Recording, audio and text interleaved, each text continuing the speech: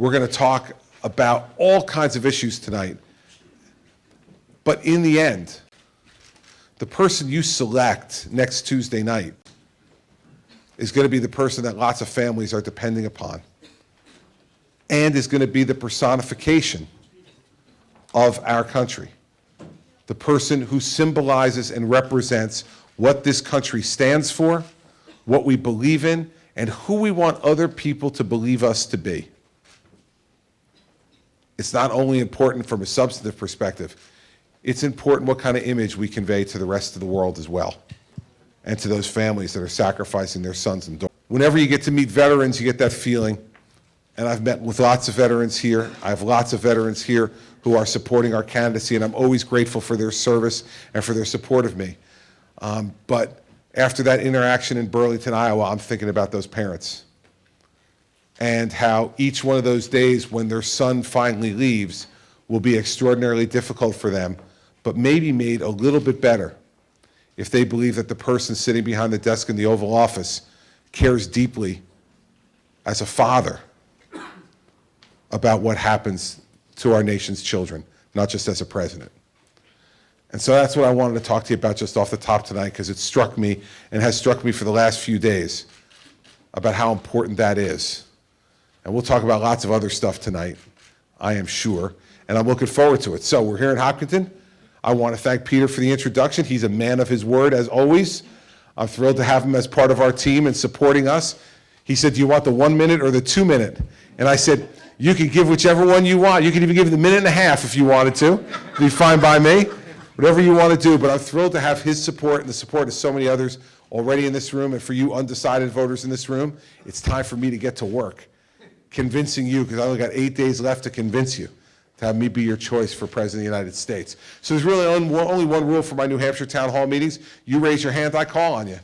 You know, I want you to know in New Jersey, I have 4 rules. And that'll tell you everything you need to know about the difference between New Jersey and New Hampshire. I need 4 rules in New Jersey to keep things under control. In New Hampshire, just 1 rule. So just raise your hand, and I'm happy to take your question. And let's get this thing going. We've got some time tonight to spend together, and let's answer some questions. So let's start with this lady right here. Hi, my name is Christie. Let me just thank you. Hey, thank you. All right. That's a good vibe to start the meeting off with, isn't it? So wait a second. Does that mean if we got married that we would be Chris and Christie? It's true. It's true. That would really throw people. The monogram towels would look amazing, wouldn't they? And it's spelled the same way. So Amazing. thank you, because people always ask, and I'm always at a loss. You've spoken about family already, which is very important to me. My brother's a major in the Army, so right. Thank you for caring about that. That is huge to me. The other thing that's very important to me right now is that I'm watching my mother, who's a baby boomer, taking care of her parents, who are, one is 91, one is 89, and they can't afford private care. So she's there living with them, and she's the only of her siblings who can, so she does. And that's extremely hard on her. And yep. I'm looking forward, this is my daughter Abigail, and Abigail is graduating a year early from high school so that she can go to college. So I'm gonna be paying for college, and my parents are gonna need my help. What can we do as a country to support employers so that they can in turn give employees the paid time off that we need to take care of this generation? It's the largest generation, and surely not everyone can afford private care. Yeah, no, and listen, a few answers to that question. The first one is that one of the things we've done in New Jersey that I'd like to see us move to in the country is to move towards home care for our elderly rather than nursing homes. Now, there are going to be some people whose health is so infirmed that they're going to need the type of care that can only be given at a nursing home. We understand that. So we'll always have nursing homes that will be there and available to provide the type of really intensive care that's needed for folks who have those kind of health issues. But for a lot of folks, it's not that they're not healthy. They're really pretty healthy, but they need attention. They need people to keep an eye on them. You know, they need people to keep them out of trouble. And so What I've done in New Jersey is we have moved towards, in our human services model, towards home care as a presumption and away from institutional care as the presumption.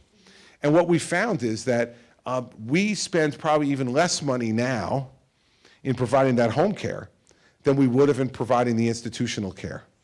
And so we also see the reaction from families, as you implied in your question, is really a sense of both happiness and relief. Because the happiness comes from the fact that their parents are in their own home. They're where they feel comfortable. They're not set into an institutional type setting that tears away from them a lot of the memories that they're so desperately trying to hold on to. They're also relieved because of the burden you talked about. You know, that if there's only one person in the family who can help to do this, it's an enormous burden on that person and on that person's nuclear family. And so by being able to provide health care in the home, care provided, you know, by the government through Medicare and Medicaid, these are things that we can do to help make your situation a much better one. I'm concerned about putting greater burdens on private employers. When you look at the economic report from last quarter, and you see that the economy only grew at 0.7%, I'm very concerned about this economy. And I think at the moment, putting greater burdens on our employers for more costs that they're going to have to absorb will only make that economic situation more difficult and dire, and it might lead to loss of jobs, which we really don't want to get back into after having begun the recovery from 2008 and 2009 and the enormous job loss we had then. So what I'd like to see is for us to reorient our programs nationally more towards home care, a bias in favor of home care, and then have you prove that home care doesn't work for you and an institutional setting is necessary based upon health concerns.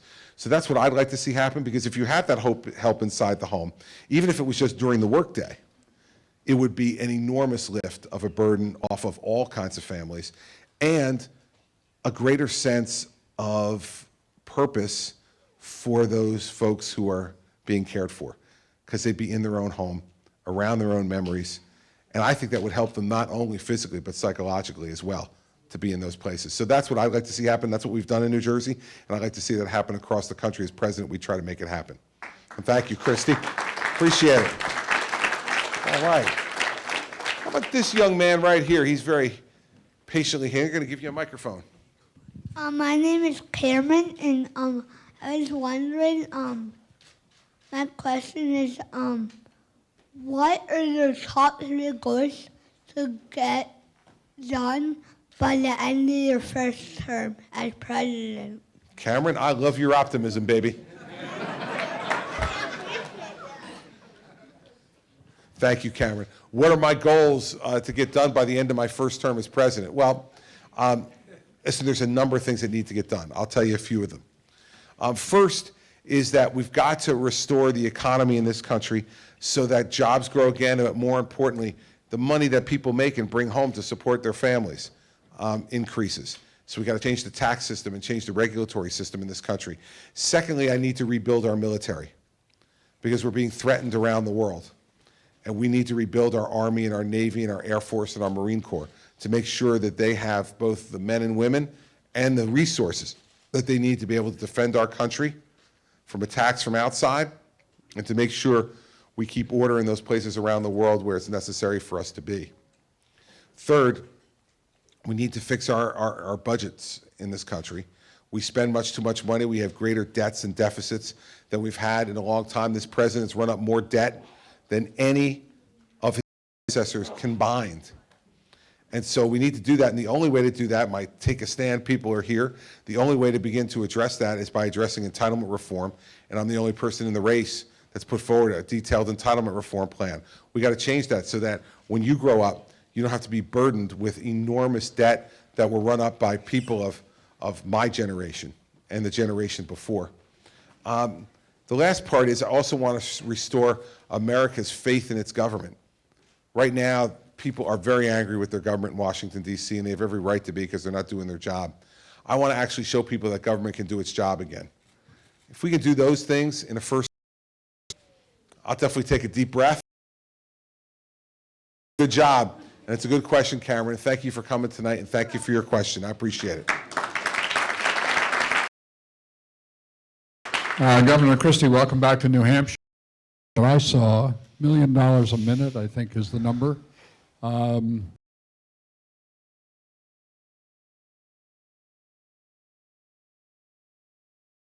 We need to get to 3 to 4% economic growth again. The debt problem is like an accordion. You have to push it from both sides, the spending side and the revenue side. And that's by letting economic growth begin to really flourish again in this country, as it has in any number of times. It did those numbers in the 1990s. It did those numbers in the 1980s.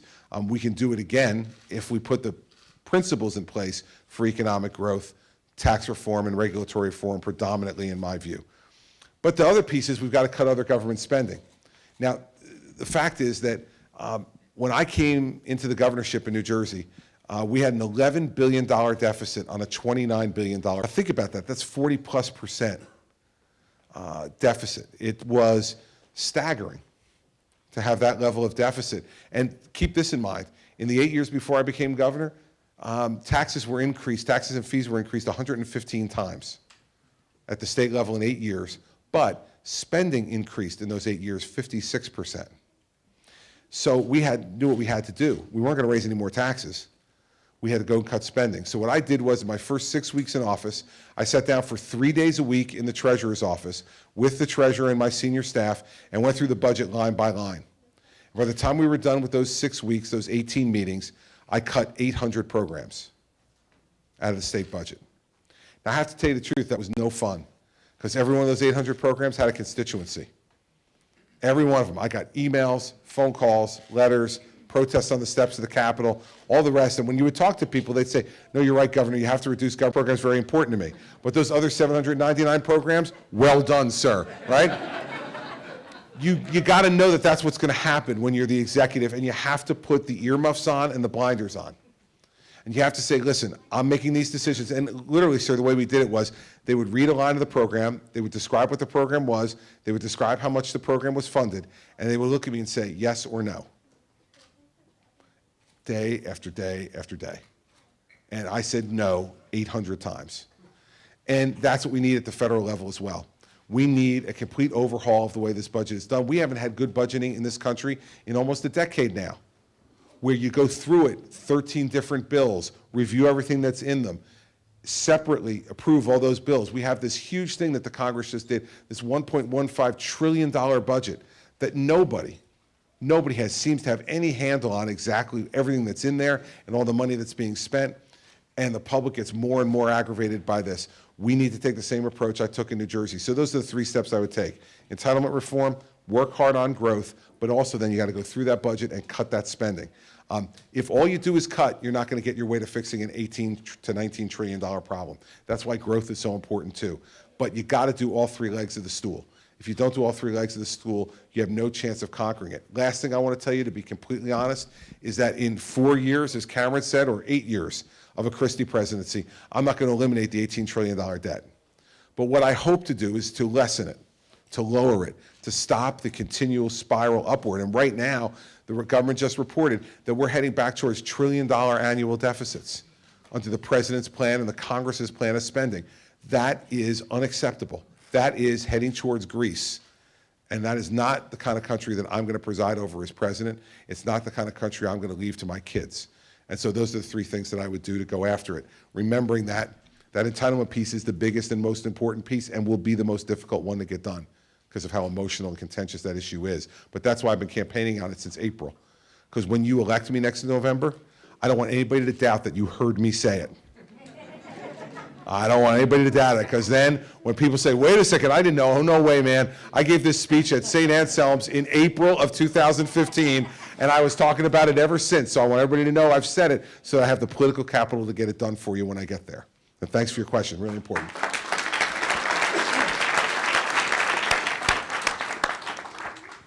How are you doing? Thank you very much for coming out here. My question is about the cost of prescription drugs, something that I feel like keeps going up and up. And while the FDA, which I feel is important, sometimes may get in the way of either newer, more effective drugs getting into the market, or maybe they stop newer drug companies from being able to get in just from being weighed down. So I was wondering what your thoughts were on that, and really just how to maybe help control the cost of prescription drugs. Sure. First off, let's start with the regulatory piece and the FDA. it is much too hard to get drugs approved in this country, and it's much too expensive. And every bit of expense that the government adds gets passed on to you. There's no magic place that gets absorbed. You know, it's like, you know, my mother used to say when I'd go to the store with my mother, I was a kid, she'd say, would you go to the store with me? I was the oldest son, so I had to go and carry the groceries and all the rest. I always figured maybe I'd get something out of it, right? So we'd be going through the grocery store, and I'd say, well, can I have that? And my mother would say, sure, you want that? You can have that. I'm like, oh, great. She goes, but wait, before you pick it off the shelf, she goes, we need to go home first. You need to go in the backyard, pick the money off the money tree, and then bring the money back so I can buy it. And I'd say, Mom, like, we don't have a magic money tree in the backyard. She's like, exactly. Right? So every bit of money it costs for them to comply with that regulation is passed on to you in the cost of these drugs. So we need to streamline this. This is part of the Obama legacy that I'm going to get rid of very quickly as president. 81,000 pages of new federal regulation just in 2014. We haven't gotten the tally yet for 2015, but I'm sure it's gargantuan also.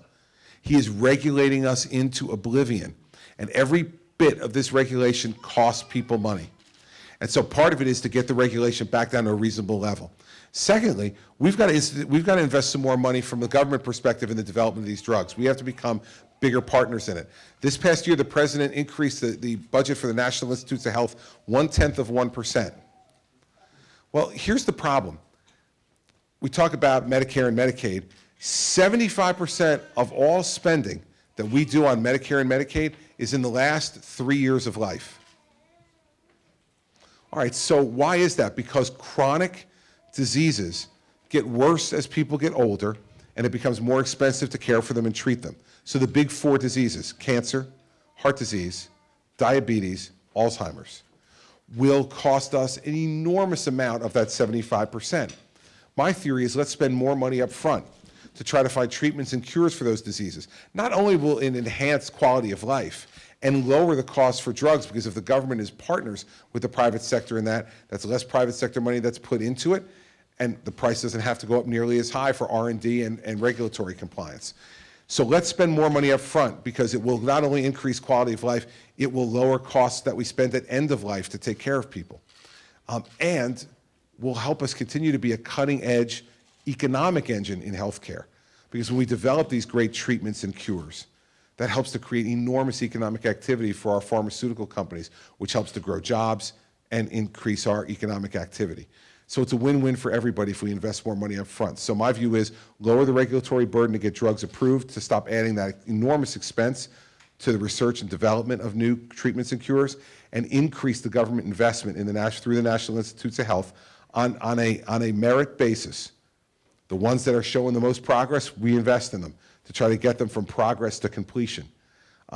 That will help to keep costs down and help to bring new drugs to market more quickly so that people can be treated in a much fairer, better way, and the end of their life will have a much better quality to it than what it has now. So that's the way I would approach it.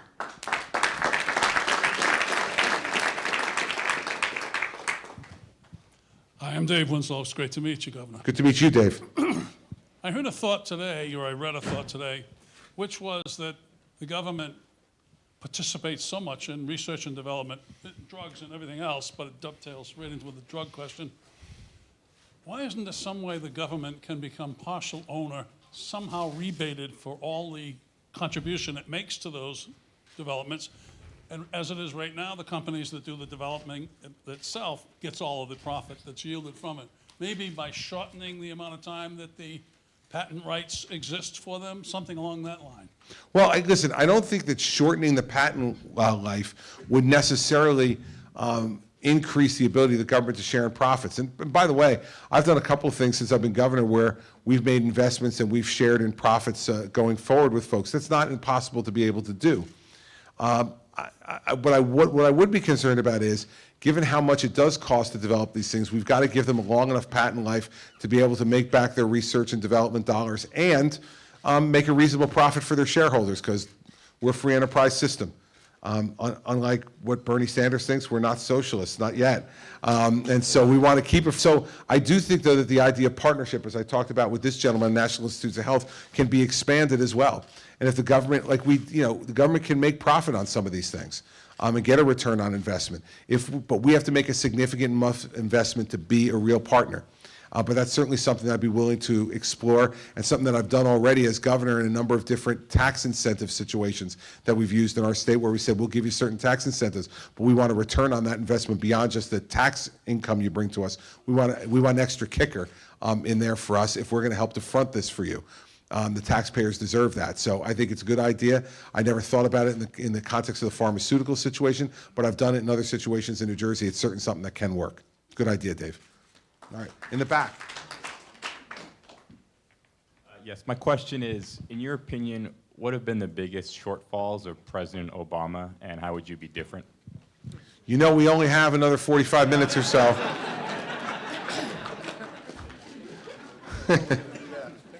Wow. Give me a moment to gather myself. Listen, I'll give you, how about this, so that we restrict the time that I give in answering this question. I'll give you one in the foreign policy area, I'll give you one in the domestic policy area, and then I'll give you one in the leadership or management area, and we'll end at those three. And I won't put them in any order. Okay, so let's start in the domestic area. The biggest mistake he's made from a domestic perspective is Obamacare. It's not even close. It made three central promises to you. If you like your doctor, you can keep him. If you like your health care plan, you can keep it, and prices will go down. You didn't keep your doctor, you didn't keep your health plan, and prices have gone up. That's 0 for 3. Even for a Mets fan, that's bad, okay? 0 for 3 is bad no matter what. All right, so he failed centrally, and here's why he failed in my view. That taking that big a part of the American economy and putting it in the hands of the government is never a good idea. And making a one-size-fits-all from Washington, D.C. that then gets pushed onto every state, no matter the differences in that state, doesn't make any sense either. You know, you look at our two states, relatively close from a geographic perspective, but 8.9 million people in New Jersey, this size. New Hampshire, relatively similar size geographically, 1.3 million people. Many differences in terms of our challenges in providing health care, paying for health care, accessing health care. Yet the Obamacare system treats New Hampshire and New Jersey exactly the same. And by the way, treats us the same as Montana and Wyoming also. Makes absolutely no sense. So what I would do is repeal Obamacare and give each of the states 1 year, mandatory, 1 year, to come up with their own health care system for their own state. I trust the governors and the state legislatures to make these decisions. And the reason I do is not only because I've been a governor, but because I know that as a governor and as state legislatures, you can get much greater input into what you think is important. So if you think, for instance, in New Hampshire, that portability of insurance is very important, given how many people travel from New Hampshire to Massachusetts to be able to go to work back and forth, both ways, and that you feel like if you have a good employment health plan and you leave your employer to take another job, that you should be able to take that health plan with you. If that's important, your legislature can put it in. If you think it's important to have your kids stay on your health plan until they're 26 years old, you can put that in. If you think it's important to cover pre-existing conditions, you can put that in. But it's going to be the decision that all of you make, and then what's the cost driver in that going forward, so that you can balance and make that judgment. On the foreign policy side, there's no question that the worst thing he did was the Iran nuclear deal. Now, this is tight competition. The Obamacare thing on the domestic side is almost a runaway winner. But on the foreign policy side, this president has so messed up this world that to me it's really a tough race. But I think the Iran nuclear deal is the worst thing he did, and here's why. He has given and will give over the course of this agreement over $100 billion in money to the largest state sponsor of terrorism in the world. And he thinks somehow they're going to, what, build highways with this? You know, we know what they're going to do with it. They're going to fund Hezbollah and Hamas, the Houthis in Yemen. They're going to be causing problems all over the world and propping up their client in Syria, Assad, who's already killed 250,000 of his own people and used chemical weapons to do it. And he's put Iran on an inexorable path to obtaining nuclear weapons. And I just think that a regime like that stones women based upon allegations by their husbands, that hangs homosexuals from cranes in the street because of their sexual orientation, and that sponsors terrorism around the world is not the type of regime we should be trusting getting anywhere near a nuclear weapon. Third thing is that the president and his leadership in this country has fallen woefully short of the promise that he made in 2008 to bring hope and change. Now, none of us really knew what the heck hope and change was, but darn, it sounded good. Sounded good to a lot of people, and a lot of people voted for it. And he's an incredibly articulate reader of a teleprompter. The guy's really good at giving a speech. He really is. See how well I hide my teleprompter here? You don't even see it. All right, but he's an incredibly articulate reader of the teleprompter. But here's the thing. We should have known he was going to fail us.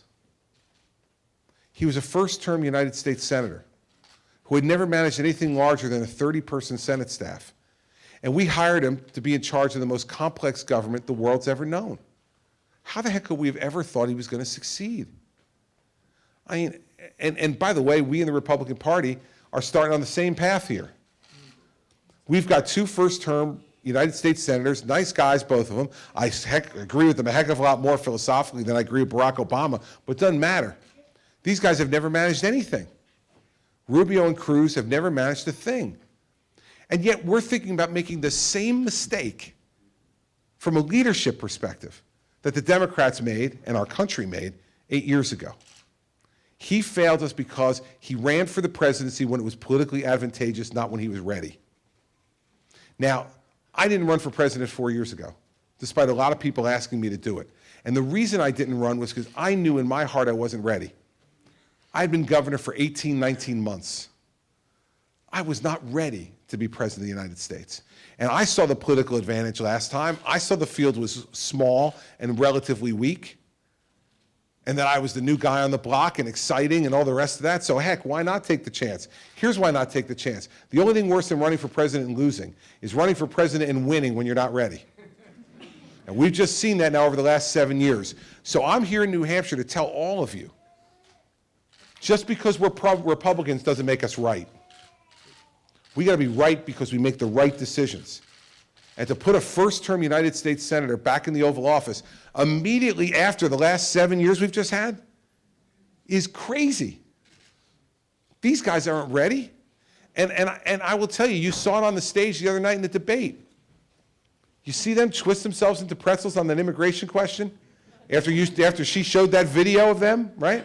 Now listen, the easiest way to answer that question would have been this, right? I changed my mind. That's it. How about I've changed my mind on things as I learn new things and get more information. Guess what? Sometimes I change my mind. I bet you do too. And that's what good, smart, mature, breathing, living human beings do. But they can't help themselves because they're from Washington, right? So they think, uh-oh, I'm going to be called a flip-flopper, or in Marco's case, a flip-flop flipper, right? I mean, because he did a double flip, right? So he's so worried about that he tries to convince you that what you saw you didn't see and what you heard you didn't hear. And Barack Obama does that all the time. Look at the State of the Union address. I mean, I called that thing story time with Barack Obama, right? I mean, the country he was talking about and the world he was talking about, maybe I've been sleeping, but I don't see it. Maybe this is his dream. That's what happens to you when you don't ever have responsibility for the outcomes. When you're in the United States Senate, you vote and you hope that, the president goes ahead and takes care of the outcomes. When you're the governor, let's take 2 weekends ago. When there's a snowstorm in your state, right? When there's a snowstorm in your state and you go home to take care of it, they don't want to hear from you, well, I authorized the right amount of snow removal equipment, and I put the plows on the front of the trains, and so everything should. You don't want to hear that if your train's not running Monday morning to go into work. You're like, hey man, I hired you to make sure the trains would run. I hired you to clear the roads. I hired you to turn the power back on. And so last weekend I went home, the roads were cleared by Sunday morning, the trains were running by noon on Sunday, the power was back on for all but about 500 people by Sunday evening, and everybody went to work on Monday morning, right? I knew I had to do that because I'm a governor and I'm accountable. So the biggest disappointment in Barack Obama was that he decided to pursue the presidency at all because he was so grossly unprepared that when he caught the garbage truck, he didn't know what to do with it. And in the United States, we can't have somebody who catches the garbage truck and then doesn't know what to do with it. You walk into that Oval Office the first day, you sit in that chair, you better not sit in the chair, spin around and go, isn't this exciting, I'm president. You better sit in that chair, look out that door, call your chief of staff in and say, okay, what are we doing today? Let's get to work. And know how to make decisions and be held accountable for them. So those are the things that Obama did, domestic, foreign, and in general leadership, that I disagree with. And I put in a cautionary tale to the rest of you. You all are going to be making this decision. Okay, I was going to make some decisions tonight and pass the ball to you at about 10 or 11 o'clock Eastern time tonight. And you're going to have to decide who continues to move on in this. You all are going to decide it. And I just caution you, let us not repeat history. Those who ignore history are doomed to repeat it. We don't want to do that here. So that's my answer to your question. And it was like about 6 minutes, so relatively restrained.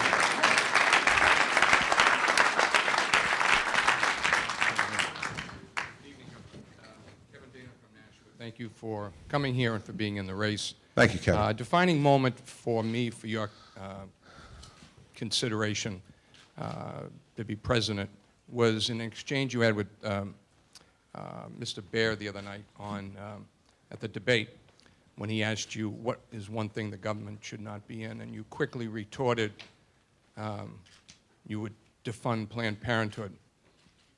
And I think that that is a subject that I can directly influence if I put in the right chief executive officer given the legislature, and that I can influence maybe the next 4 Supreme Court justices who will define our lifestyle and that we have and moral status and so on. And so, and it's also something that I think I'm accountable for to God. And actually, I'm not sure that any candidate, including yourself, has the answer for a lot of the questions tonight. Terrorism, trillion-dollar debt, nursing homes, jobs, emergencies. And I think anybody in that role will be calling upon, privately or publicly, God to help that situation. So I want to know a little bit more deeper what your feeling is on pro-life issues. Sure. As I support them. Thank Sure. you. Well, listen, it was very funny the other night. He asked me, and I look at the Take a Stand people, because he said, well, we know you've put forward a plan on entitlement reform that saves $1 trillion, but what else? Like, what else? How about the other 6 guys up here? I mean, they haven't put together $1 trillion of savings on anything. But like, he basically just dismisses that. Well, Governor, because he knew that's what I would say, because it was the most important thing. So give me one other thing. And you remember, I kind of smiled at him. I said, just one? You want one? Okay, I'll give you one. And the reason I named that one is this. Because, to me, the President of the United States is not just a governmental leader, he's a moral leader. If you're doing your job the best way, you are also a moral leader. This does not mean to impose my morality on anybody else. What it means is to speak from my heart about the things I believe in an attempt to change hearts. Not impose it, because we're Republicans. I'm not going to impose it. I want to change hearts. I want to change minds and change hearts. And so that's why I gave the answer I gave. And then he said, how about something bigger? And I said, listen, if you think there's something bigger than life and the taking of life, then we have very different views. I could name 10 other government programs that I would eliminate. But I wanted to make a statement to the public about how important that is to me. I defunded Planned Parenthood in my first year as governor of New Jersey, and I've defunded it every year since I've been governor, and I've vetoed funding for Planned Parenthood 8 times. Here's why. And I got into this morning with a woman from Iowa who's a Bernie Sanders supporter, who I guess got lost and found her way to my town hall meeting. Hey, no hope. He asked if I converted her. Hey, listen, I'm good, but I'm not that good, buddy. That's a long walk from Bernie Sanders to Christie, a long walk. But she was asking me about funding of Planned Parenthood. And I said, I've opposed funding for Planned Parenthood going back, over 20 years, even at a time in the mid-1990s when I was pro-choice. And I changed my view on abortion in 1995 when Mary Pat was pregnant with our 2nd child. And so you ask about my position on life and the depth of it, I want you to understand why I became someone who was pro-life 21 years ago, because that'll explain to you the depth of the feeling for me. So before that, I was somebody who just didn't think a lot about that issue. Abortion was never going to play a role in my life. Mary Pat and I were never going to engage in that conduct, and I never spent a lot of time thinking about it. And so I was kind of what I would call a thoughtless pro-choicer. It wasn't something that I really gave a lot of time to thinking about. I knew that my faith told me it was wrong, but I did not spend a lot of time myself thinking about it. So Mary Pat and I go to our prenatal visit at 3 months. She's 3 months pregnant with who turned out to be Sarah Christie. And we went into the room. Mary Pat was not even showing yet. I came from my job. Mary Pat came from hers in New York. We met at the doctor's office. And the doctor began his examination of her, and he put the Doppler on her abdomen to listen for the heartbeat. And for the first time, I heard our child's heartbeat. We didn't know if it was a boy or a girl. But at 3 months gestation, I heard that heartbeat strong and certain. I'd never heard that before. I don't know where I was when our oldest child, Andrew, had the 3 month visit. I think I probably didn't show up, is my guess. I was in court or doing something else. But this was the first time I'd ever heard it. And I tell you, it profoundly moved me. And I got into the car to drive back to work from the visit, and I said to myself, under my position on abortion, that's not alive. And that's a life. And that child is alive in there. I can't be this anymore. And it was that moment that I turned. My heart and my mind turned from being pro-choice to being pro-life. I think if you have that type of conversion that is governed not only by your head but by your heart, that you understand that that's possible for anyone. So as president, what I'd like to do is to talk about those experiences, to talk about why I feel the way I feel and who I was. And this is a contrast to what I was talking about before on Rubio and Cruz and not being willing to say they changed their mind. Now Rubio runs some ad about me that, like, I was pro-choice in 1994. Guilty. Yeah, I was, and I changed my mind. Now, it's 21 years ago, so give me a little slack. It's not like I was thinking I was running for president back then, and that's why I changed my mind, which is like the implication, right? And that's the Washington, D.C. BS political game. They try to find one little thing in your life from 20 plus years ago and try to convince you that that means that I have some character flaw. I would tell you it's the exact opposite. That my mind and my heart was open to be converted. And when the moment came, I really believe that was God's message to me. To be there that day, to listen to that He helped to create, and to have my life be changed in that way. And it has been changed now for the last 21 years. So that's where the depth of my feeling comes from in this. It comes from a personal experience. And that heartbeat at 3 months gestation inside there is now a sophomore at Notre Dame. And you know, she sent me the greatest text message tonight, you know, with the first voting happening today. It tells you how special it is to be a parent. She said to me, I just want to let you know I was thinking about you, and I really hope that you kick butt tonight. And she said, but no matter what happens, I want you to know how proud I am of you and that I love you. Well, you know, that got me weeping on the plane. It got Mary Pat weeping on the plane. That's what life and love entering your heart can do. And I want to tell those stories and talk about those things so that people understand the depth of how I feel and what is possible for them if they care to listen.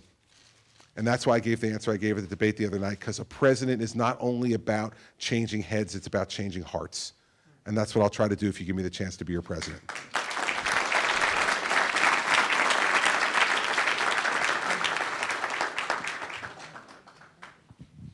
Thank you, Governor. Kathleen Moon, I think I drove the furthest. I came from Montana.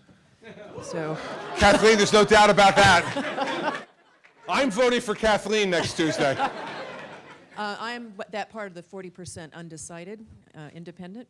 And you talked about your record in New Jersey, and I admire your first term in New Jersey as governor.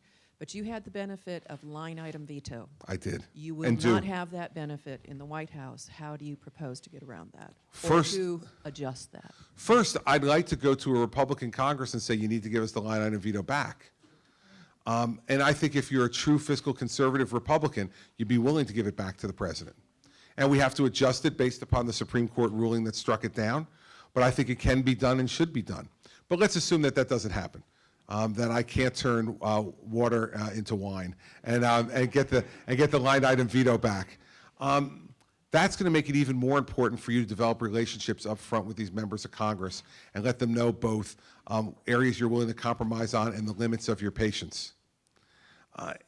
You know, I've dealt with the Democratic legislature every minute of every day. Now, yes, I've had the line item veto, but I want you to know that out of my 6 budgets, I've only used the line item veto twice. 4 of my budgets were negotiated budgets with the Democratic legislature that have reduced spending.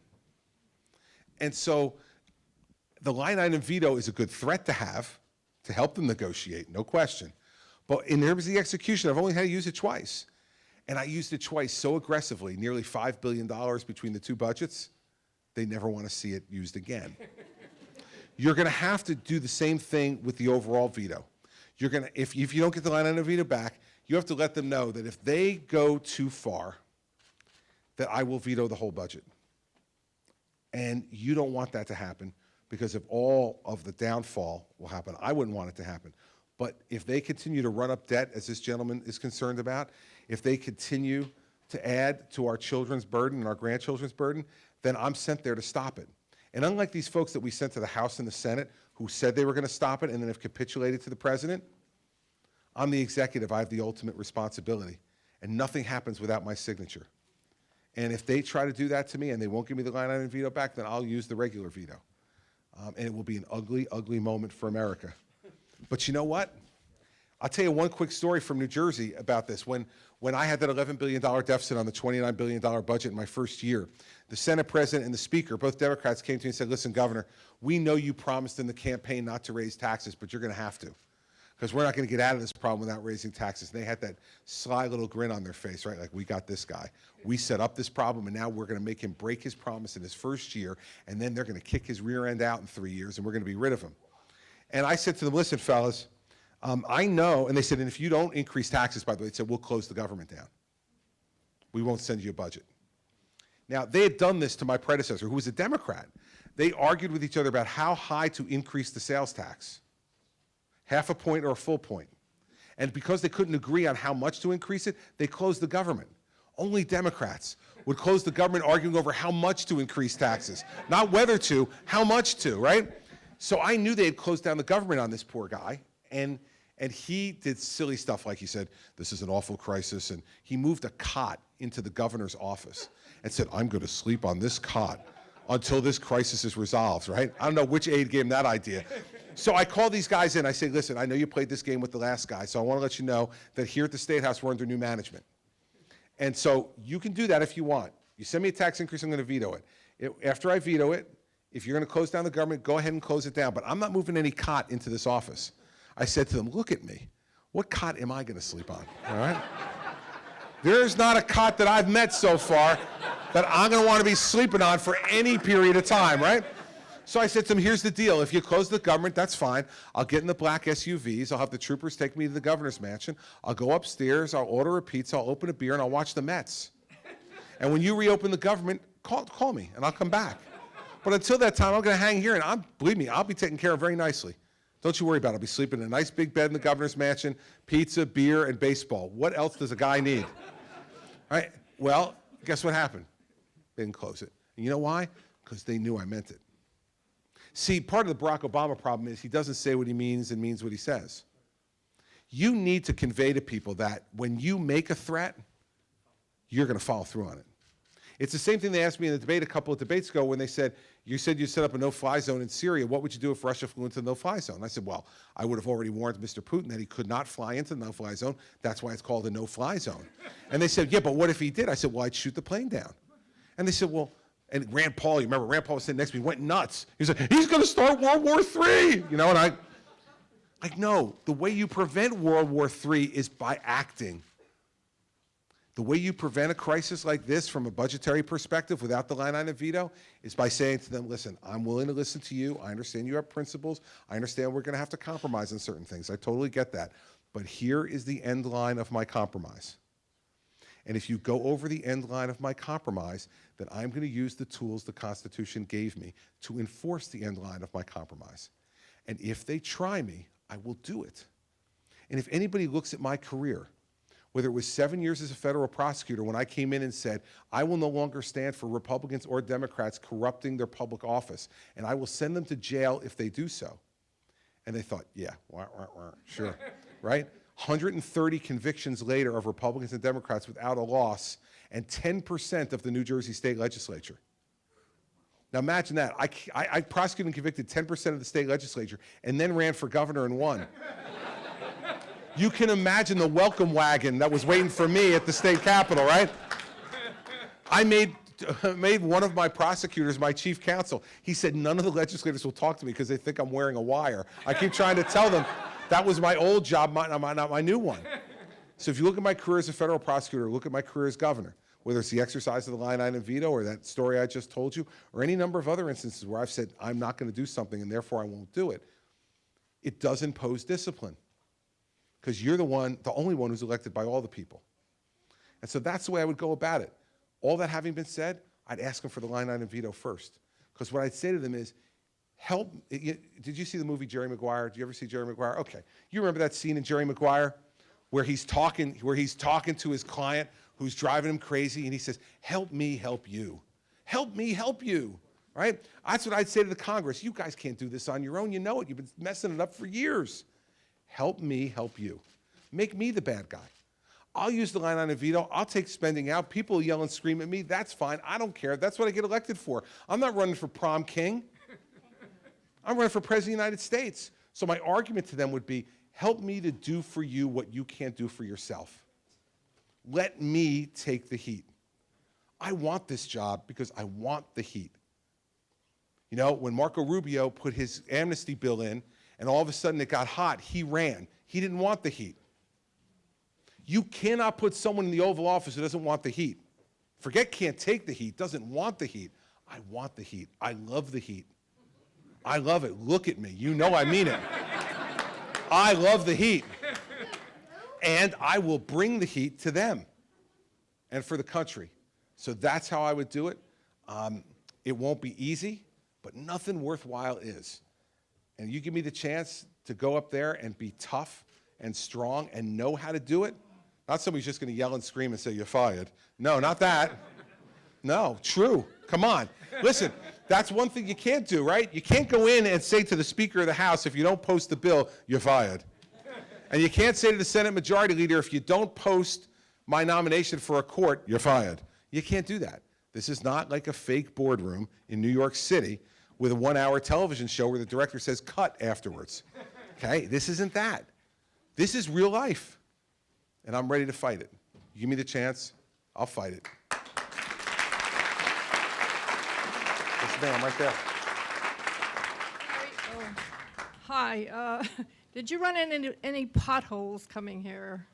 Here in New Hampshire? Yes. No, the roads are beautiful in New Hampshire. Everything in New Hampshire is lovely and fabulous. I love it here. I love it almost more than New Jersey, but not quite. Actually, my concern is military spending, and specifically the F-35 program. What's your concern about the F-35? Well, thinking money. Each one of these puppies cost $108 million, and they're going to order 2,400 of them. Also, the program is really out of control. It's 7 years late, and over, I've forgotten how many billions. It's a lot. Yes, it's horrible. And I'm thinking, in New Hampshire, if we had just the money from 2 of those, we could fix the potholes. Interesting point of view. You want me to respond to that? I'm happy to respond to it. Listen, you could, if you took the money from that, fix all the potholes. But if we're not prepared militarily, we may have potholes we can't fix. Okay, so, all right, she didn't like that one, so she wants to answer another way. Okay, go ahead. I think one of the reasons this is out of control is the military-industrial congressional complex, that the Congress is really just rolling over for these corporations. You know, it's interesting that you say that in an era when military spending has actually been cut significantly as opposed to being increased. Overall military spending over the last number of years has been cut significantly. Significantly, it's a fact. I mean, I know you can like kind of tilt your head at me and go, are you nuts? No, I'm not. Sequester has cut military spending significantly and really damaged the military. Now, we can have a discussion, an argument even, about procurement and how the F-35 program may not have been, it seems, procured in exactly the right way. You and I could agree on that issue. Here's the place where you and I are going to have disagreement, but I'm also going to give you a fix for your pothole situation, because I'm a governor, so we know how to fix potholes, okay? First, what I tell you is that the sequester and the way the president and the Congress both, they're both guilty in this, have done this, is it's across the board cuts that have cut everything. That should not have been the way it was done. You should have given discretion to the Secretary of Defense to cut in the places where he thought that it could be afforded to be cut. Instead, what we've done is we've made the military overall weaker, and we're going to need to rebuild large portions of it, because we have the smallest army we've had since 1940, 440,000 soldiers. We have the smallest Navy we've had since World War I. We're down to 260 ships. Remember when Reagan got into office, he was talking about a 700-ship Navy. We're down to 260 ships. This is a military that is much, much too small now. Now, that doesn't mean that every program, like the F-35 or others, is going to have to be salvaged. If certain programs just don't work, well, then you can't do the ones that don't work. But it doesn't mean that we don't invest in our military, because if we don't, you're going to see what's continuing to happen around the world, which is we're getting pushed around. And we're getting pushed around because people know we're overextended. Here's the other part of this that makes it bad for our fighting men and women, is because we have fewer soldiers and fewer Marines and fewer members of the Navy than we've had in decades. Their deployments are more frequent and they're longer. Now, when those deployments are more frequent and they're longer, they are put at greater harm physically, but even worse, greater harm psychologically. And we have so many of our fighting men and women who are coming home and committing suicide, engaged in substance abuse, having other mental health issues. This is not the way, in my view, we should be treating the people who volunteer to serve our country. So we got to find a balance. Now, let me fix your potholes, okay? Part of my corporate tax plan says that we will cut the corporate tax rate from 35% to 25%, because right now we're the highest corporate tax rate in the world. That we will end the double taxation of money, so that if you're an American company and you make money overseas and you pay tax overseas, that when you bring your money back, you don't pay tax again, right? Bad idea. So what's that led to? It's led to them keeping $2 trillion or so offshore. So here's the deal I want to make to fix your potholes. I want them to bring the $2 trillion back, and if they do, I will tax them one time on that $2 trillion at 8.75%. I'll take that 8.75% and we will invest that in rebuilding the infrastructure. 8.75% of $2 trillion is a lot of money. Okay, and we can rebuild roads and bridges, help to strengthen our electric grid, and expand internet access around the country. Those are the kind of infrastructure things that we need to do, and we could do it with found money, because right now 35% of zero is zero. They're not bringing it home. We induce them to bring it home and get them to pay 8.75% tax on it. We then take all that money. It never goes to Congress. I want it to go directly into a fund that pays for infrastructure and works with the states to have the states do as they do now, match it dollar for dollar. So we'll take that 8.75% and we'll make it 17.5% when the states match it. And the states will willingly match it, because if we can get half that money to fix our potholes, and we only have to pay 50% to fix our potholes, I tell you, as a governor, we'll take it. We'll take it fast, and it allows us to do things for our aging bridges, our aging tunnels, and our aging roadways that will make things a lot better in this country. And I would use some of that money to protect the electric grid from terrorist attack, because we need to do that. And so, from my perspective, there's a way for you and I to achieve both of the things that we want to achieve without further weakening our military and without making a commitment one way or the other on the F-35. I think any president who comes in is going to have to look at that program and make a decision about what they want to do going forward. But let's remember this. The hardware in our Air Force is aging significantly. We're still using B-52 bombers that go back 50 years. So we need to modernize our Air Force. Now, whether the F-35 is the right way to go or not, we'll make that decision. But I will tell you this, that we're not going to be able to continue to use antiquated equipment to be able to protect our national security and our homeland security. So we got to find the balance. But then I'll fix your potholes too. You'll be happy. It'll be great. Gentleman all the way in the back. Yes, sir.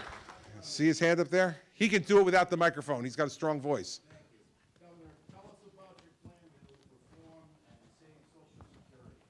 Okay.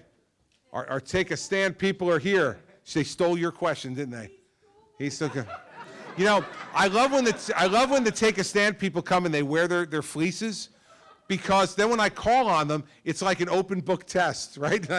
Like you know what the question's going to be. It's great. Here's what we do. Remember this, as I said before, we have a 12-point plan to deal with all the entitlements, not just Social Security, but Social Security, Medicare, Medicaid, Social Security disability insurance plan. And please go to my website, chrischristie.com, see it. It's scored by the Congressional Budget Office, not by me. It says it will save over $1 trillion over the next 10 years and solidify these programs for the next 30 years. So here, let me give you the two main points on Social Security. Point number one is we have to raise the retirement age. Why do we have to do that? Because we're all living longer. It's a good story. The average life expectancy of a woman in America today is 83 years old. The average life expectancy of a man is 79. See this lady smiling right here. It's not nice. And let me just say that 10 years ago, you were 6 years ahead of us. Now you're only 4. We're gaining on you. And by the way, the 4 years vacation you're expecting from us at the end of your life, you may not get. We may stick with you the whole time. You may be stuck with us all the way to the end. But we're all living longer for the reasons that this gentleman talked about. The continued development of pharmaceuticals in this country have allowed us to live a longer life and a better quality of life.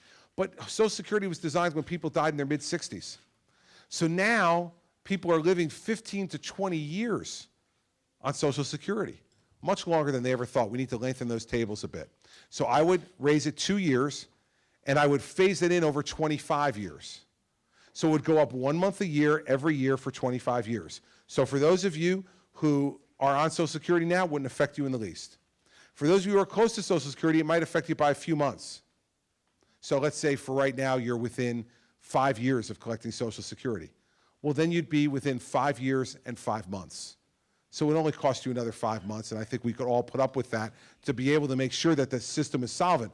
And remember, when I run against Hillary Clinton this fall, she's going to say, Governor Christie has a Social Security plan that throws grandma off the cliff, right? You know that one's coming, right? Just remember something. It takes grandma 25 years to hit the ground. That's a very high cliff, very high cliff. Second thing we need to do is we need to means test Social Security. Now, I know this one ain't popular either, but it's the truth. Here's the problem. Problem is that we have a checkbook balancing issue. We have more money going out than's coming in. And worse yet, all the money that we saved before, the government lied to you and stole from you. You took that money in your FICA tax every 2 weeks on your paycheck. You put it in, supposed to go into a trust fund. Remember Al Gore called it the lockbox? Right now you're thinking to yourself, am I thinking about Al Gore or the guy who played Al Gore on Saturday Night Live, saying the lockbox? For purposes of this conversation, it doesn't matter. It's the lockbox, right? Here's what's in the lockbox, a stack of IOUs. There's very little or no cash in there. It is nothing but government IOUs. Because starting with Lyndon Johnson in the 1960s, they stole that money to spend it now. So what do? Here's what I would do. Anybody who makes $200,000 a year or more in retirement income, you've already retired, you're making $200,000 in retirement income, combination of savings and pension, whatever it is, that means you got $4 to $5 million put aside to throw off that kind of income. First off, God bless you. You lived a life in this country, raised a family, you got $4 or $5 million in the bank, God bless you, you did a great job. And God bless America, because it's one of the only countries where you could be able to do that. But let me ask you a question. If you're making $200,000 a year in retirement, you need a $1,200 a month Social Security check? Is it going to markedly change your lifestyle? I don't think so. And here's the thing. I know what you're going to say, because one of my first town hall meetings at Shooter's Pub in Exeter, you should have been at that one. That was a lot of fun.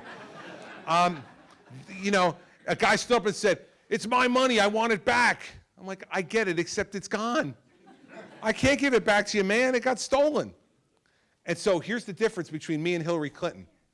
Hillary Clinton will say she's going to fix it by putting more money in. So what she wants to do is take the cap off Social Security taxes and have more money come in that way. It's a perfectly acceptable way of doing it if you have her philosophy. Here's why I think mine is better. Let's say we opened up a new bank downtown here, and you went and you deposited some of your money in that bank. And then a year later, that bank went belly up, and you lost some of your money. 6 months later, guy comes to your front door, knocks on the door, and he says, hi, I'm opening up a new bank downtown. I'd like to have some of your deposits. And he comes to your door, and you look at him and you say, hey, wait a second. Aren't you the guy who opened up that bank a year and a half ago? I put some of my money in, and the bank went belly up, and I lost some of it. And he goes, oh, yeah, that's me, but I learned. Now, I have learned that people in New Hampshire are very nice, very courteous, very kind people. But looking at this guy, I don't believe for a minute he's leaving your front porch with any more of your money after he lost it the first time. So if that's the case, why would we give it back to the government? They stole from you before. Now you're going to give them more because they're going to promise we won't do it this time? Let me just tell you something about Congress, okay?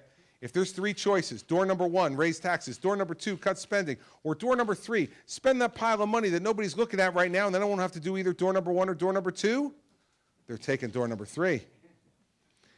Don't give them more of your money.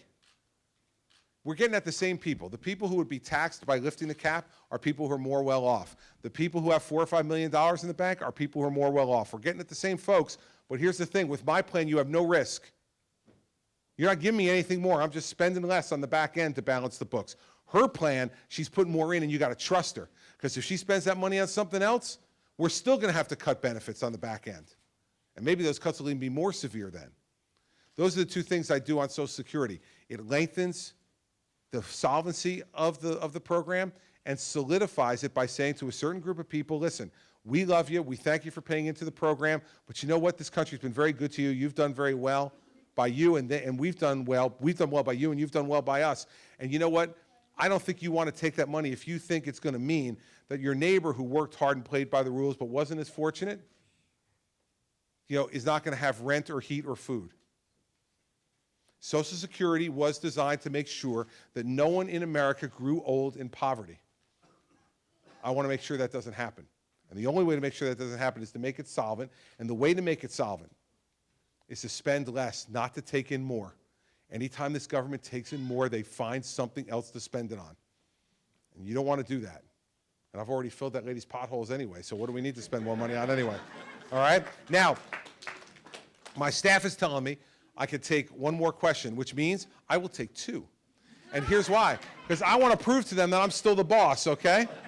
And by the way, you laugh, but here's the thing. You know what it's like to run for president? You got people who surround you every day, all of whom are younger than you, and they tell you where to go and what to do every minute of the day. So guess what? This is the only place right here where I am free from the tyranny of the young. They can't take my microphone. I'm keeping it. All right, so we'll do two questions. We'll go this gentleman here, and we will go to, hold on, yeah, this young lady over here. She's looks very cute. We're going to take her. So here, you take mine. Oh, I'll take yours. I have Kathleen beat. I came in from Taiwan to make sure my vote would count. Sorry. You came in from Taiwan. You're a loser. But second place is bad. It's terrible for you. Yeah, first place. I have a son who's a Marine, and he's in what might be called a difficult area right now. So I told him, just keep your head down for 1 year. Help is on the way. And I hope you're part of that help. I live in Taiwan now. I've kept my voting residence here. My last boss in government was the front runner in the other party. So I know a little bit about that part of it. But here's my question for you. In Taiwan, all of the kids, from little kids, start learning English in school. By the time they're in 7th grade, they have to write a 3-page paper in English, write it, and then they have to read it to the class. Their literacy rate it's about a 45% read below their grade level in English. Here in this country, how many billions do we spend? In 4th grade, it's a 65% below your grade level. My question is, I was impressed with your position on Common Core, that you decided it was worthless. They teach phonics there. Do you know anything about that? And what would you do to upgrade our school system here? The biggest problem, I think, we have two big problems in our school system in the United States right now. The first one and the second ones are connected. It's a lack of accountability, and that is directly connected to the fact that we have allowed the teachers' unions to dominate the decision-making process in our school systems. How do they dominate? As anybody dominates in this world, with money. So let me give you an example. In New Jersey, it is required by state law that anyone who works in a public school is a member of the teachers' union. Required. And you have to pay now, you can opt out dollars. So you or teacher pension. It's $140 million political slush fund. Their friends and punish their enemies. I know this because they've spent over $20 million against me over time. Not during elections, in between elections. They spent $20 million. Because I've dared to say that someone who gets a job and gets tenure after 3 years should not have a job for life. That you should be judged based on your performance, right? We do not judge education any longer based upon performance. We believe that length of time in the system equals quality. It does not, and we know that. There's no other business in this room where after 3 years you're guaranteed a job for life. And the fact is that the good teachers don't need that protection. Because the good teachers, man, we want to carry them on our shoulders out of the classroom at the end of every school year. We love the good teachers because they make our kids better and they defy those statistics that you give. But we got to demand accountability. And one of the ways to demand accountability in this system is to give parents choice. See, right now we have no competition in our educational system of any real weight. You go to public school, that's where I went. I went to public school K to 12. My parents didn't have the money to send me anyplace else. We had a good public school system, and I got a very good education, and I'm very fortunate. But if I had stayed where I was born in the city of Newark. My parents moved me out right before I was going to start school. If I had gone to public school in the city of Newark, I can guarantee you one thing, for sure, I would not be sitting here with you tonight. No chance. I'd be sitting here with you tonight.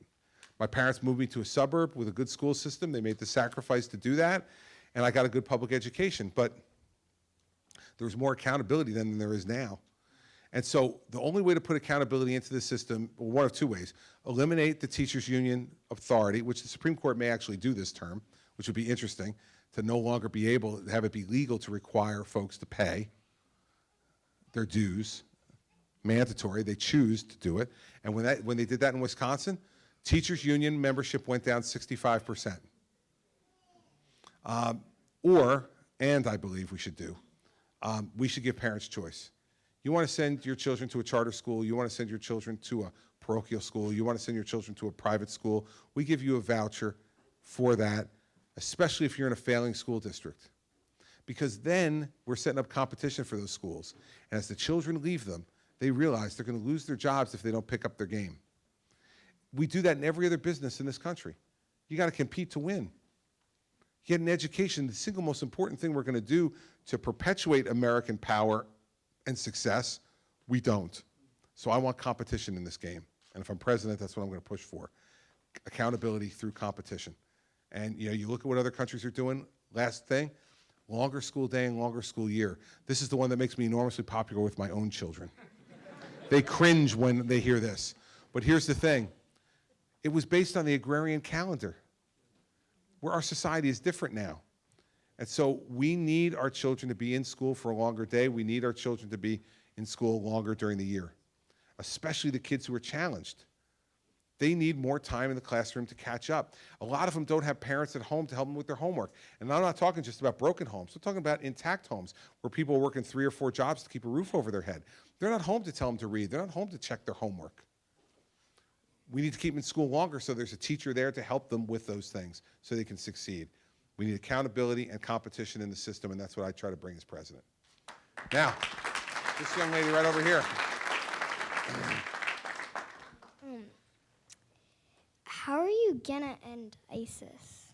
How am I going to end ISIS? Yeah, if you...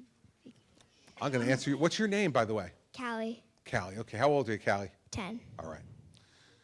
So, Callie, here's how we're going to end ISIS. We're going to do two things. Here's the first thing we need to do that you need to be confident of if I'm president. The first thing is that we're going to protect your home. We're going to protect our home. We're going to protect America first. So what we need to do is to make sure that we figure out what these guys are trying to do before they do it. Right? So if somebody's going to do something bad at school, right, and teachers hear whispering among kids and they hear what they're planning to do, the teacher steps in before it happens, right, and stops it. That's what we need to do with ISIS. We need to find out on the internet, over the telephones, and all the other ways that they're making these plans. We got to get there before they get there, and we have to stop them so that you can go to school every day and feel safe. Your mom can go to work every day and feel safe, and everybody can feel comfortable that when we do things inside America that we're going to be safe. So that's the first thing you should know, and I would promise you as president that when I wake up every morning, I'll be thinking about you and your friends and your family and keeping them safe, because that's the most important job a president has. Now, that's keeping them out of here, but that's not solving the problem. That's just half the problem, right? Because they're causing problems all around the world and killing people all around the world. So then we got to put together all of our friends around the world, our friends in Europe and our friends in the Middle East, our Arab friends in the Middle East who think ISIS is bad too, because we need to have all of them fight with us. If America does this alone, ISIS will say it's just because America hates them, and that's not true. But if the rest of the world's all gathered together, all the rest of the world's gathered together, they can't say it's just America. It's England, it's France, it's Germany, it's Turkey, it's Saudi Arabia, Jordan, Egypt, the United Arab Emirates, Qatar. All those people come together and we all fight them together. Not only will we beat them quicker, but we also will show that the world believes that what they're doing is wrong. Because what they're trying to do is to scare you into making sure you follow their religion. Whatever your religion is, and I don't need to know it, whatever it is, I want you to follow the religion you believe and do it however you and your family wants you to do it. And no one should be able to tell you what religion you have to follow or what you have to do. That's why we're going to have this fight with them, because I don't want them to be able to do that to you, and I certainly don't want them to scare you. So we need a president who's going to make sure that we keep you safe at home and that we take the fight on the road. And when we take the fight on the road, we do it not just with Americans, but we do it with a lot of our friends around the world. And it's going to be my job as president to convince those friends that they need to do it, that they need to help. So it's a really good question. 10th grade, 10 years old, that means you're in the 5th grade? Excellent. All right. Have a good year in the 5th grade and don't worry about anything. We're going to take care of it, okay?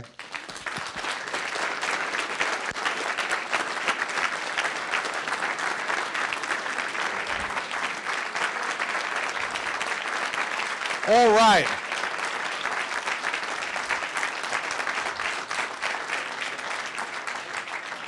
Thank you. I want to say two things to you before we go. Thank you for coming. I tell people all the time that when they get skeptical about democracy and politics in our country, that I want them to come to Iowa and New Hampshire. And the reason I want them to come here is because I want them to see you doing this. Because I know you've been doing this for a year. You've been coming to meetings like this, listening, asking questions, taking in information, meeting all the different candidates you can as you get ready to make a decision next Tuesday. That's incredibly uplifting for me as a candidate, and it should be uplifting for our whole country, because it shows that our democracy really can work when citizens want to get involved and be informed and make decisions. And I have great confidence in all of you and the decisions you're going to make a week from tomorrow. Second thing I want to tell you is this. I was talking about that couple at the beginning. And, you know, this campaign has been very entertaining, hasn't it? We have been entertained in a big way for many, many months now. You know, lots of things that's been said that I've heard that made me laugh out loud, and I'm sure made you laugh out loud. And there's nothing wrong with being entertained in the middle of a political campaign. Political campaigns are long, especially for president, and we can't be deadly dour serious the entire time, because if we do, we'll just grind ourselves into the ground. It's okay for everybody to have a little fun and have some laughs. I think that's great. But you know what, everybody? Showtime is over. Showtime is over. It's time to pick a president. You know what? We're not electing the entertainer-in-chief. If we're electing the entertainer-in-chief, the race would be over. We're We're not electing the entertainer-in-chief. We're electing the commander-in-chief. We're electing the commander-in-chief for that couple in Iowa's son and for them. We're electing the person who's going to represent what we value to the rest of the world, how we conduct ourselves, how we present ourselves, what we're willing to fight for. That's who we're picking on Tuesday. That's who we're picking. And so, you know, I'm as much of a Showtime guy. I enjoy all the fun as well. But it is game time now. And when it's game time, you want serious players on the field. We made a mistake 7 years ago. I talked about it before in response to his question. We made a mistake 7 years ago. We can't afford to make another one. If we do, we won't recognize this country. We won't recognize it 4 years from now. And you all are the most powerful people in the world right now. For the next 8 days, you are the most powerful people in the world. Because the American presidency is the single most important job in the world. And you are going to take this field from 10 or 12 down to 4 or 5. And the other 48 states, they're only going to get to pick from those 4 or 5. You're going to narrow this field significantly. And here's what I'd ask you to do. When you're making that decision, think about who you want representing this country to the world. Think about who you trust to have their hands in control of the largest and most powerful military the world has ever known. Think about who you think is prepared not only to go down to Washington and burn the place down, which it needs to be done, but who's going to rebuild it after we burn it down. Because we can't just leave it in ashes. We need a national defense. We need homeland security. We need a solid educational system. We need to take care of health care for our seniors. We need to do those things, and we need a government to help us do it. So the people here who just say they're going to go down to Washington and burn it down, hey, all right, I'm in. But who's got the ability, the experience, the maturity to rebuild it afterwards in a way that will be better than the way it was before? I've been doing this for 13 years. 7 years as the federal prosecutor and 6 years as the governor of what I lovingly call an unruly state. I have been in the most aggressive liberal media market in America for the last 13 years as a conservative Republican.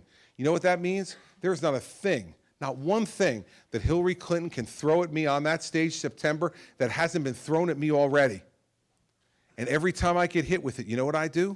I get back up and I keep walking forward and I keep doing my job. There are no silver medals in this business, everybody. You win or you go home.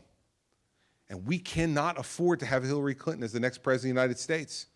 So you better not nominate not only someone who you think will be a good president, but someone who you believe could stand up on that stage, look her in the eye, and prosecute the case against Hillary Clinton. Because that case needs to be prosecuted. And guess what? I'm the only one on the stage who's ever prosecuted anything. So you're going to want to send a federal prosecutor onto that stage. Hillary Clinton's been running away from federal prosecutors for the last 6 months. Make her be on the stage with a federal prosecutor in September. We'll see how that goes.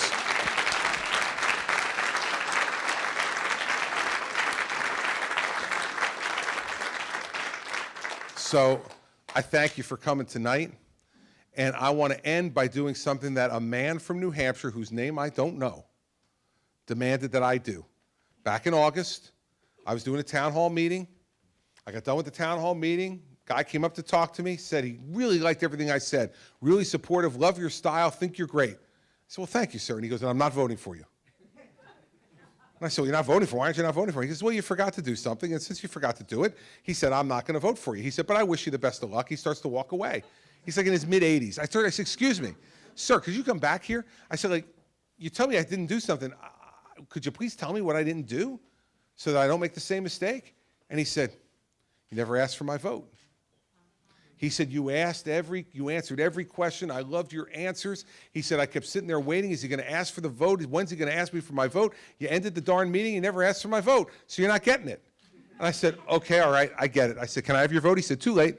I said, too late? It's August, man. You're not voting until February. And he said, all right, I'll make a deal with you. I'll come back to another one of your town hall meetings, but I'm going to come when you don't know. And I'm going to sit in a place where you can't see me. He said, I'm going to see if you followed my instruction.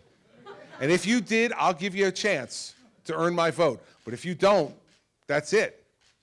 So I have lived in mortal fear since August that he is here somewhere and that I'll forget to do this, so I won't forget because it's important for me to do it, and he was right. And by the way, after I said, okay, I'll do it, we shook hands, he walked away, took like 4 or 5 steps away from me, and then he turned back and he looked over his shoulder and said, and by the way, that's the way we do things in New Hampshire, son. So I'm asking you for your vote tonight. It's 8 days away. I know a lot of you are still undecided. I know a lot of you came here tonight because you're undecided. You're trying to pick between a couple of different candidates. I understand that. It's not easy. There's a number of really good candidates in this race. There's a number of men on that stage that I really admire.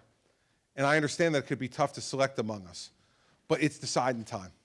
And I'm asking for your vote because I have been challenged more than anyone in this race. I have faced more challenge and more crises than anyone, and I'm prepared to deal with more. Like I said to our friend from Montana, I'm looking for the heat. I'm not looking to run away from it. I'm looking to run into it because that's what brings excitement and challenge to my life. To run into the heat, to face the heat, and to solve the problem under the heat. That's the kind of president we need now. We've had Mr. Cool for 7 years. You don't want Mr. Cool anymore. You want someone who's going to understand the depth of our problems and is going to grab them and wrestle them to the ground and do the best he can to fix them. There's no one in this race better prepared to do that than I am. And you're going to make the difference one way or the other a week from tomorrow. And so I'm asking for your vote, but more than that, I'm asking for your trust and your confidence. If you give me your vote, I'll get to the White House and I'll be gratified. But I cannot be a successful president if I don't have your trust and your confidence too. Because I'm going to have to do some difficult things. I'm going to have to make some decisions you're going to disagree with. I'm going to have to grapple these difficult problems, and the only way that I'll be able to do it successfully is with your trust and your confidence. And if I have that, if I have your trust and your confidence, then we can have a successful presidency. Our presidency, not mine, ours. We need a successful presidency in this country. We're starving for a successful presidency. We haven't had one in a long while, and we need one again to help to lead the world and to help to make our country a better place for our children and our grandchildren. And so I'm ready for the job. I wasn't ready 4 years ago, and that's why I didn't ask you for your vote. I couldn't come in front of you in good conscience and look you in the eye and say, I want your vote and I'm ready to be your president. But I'm ready now.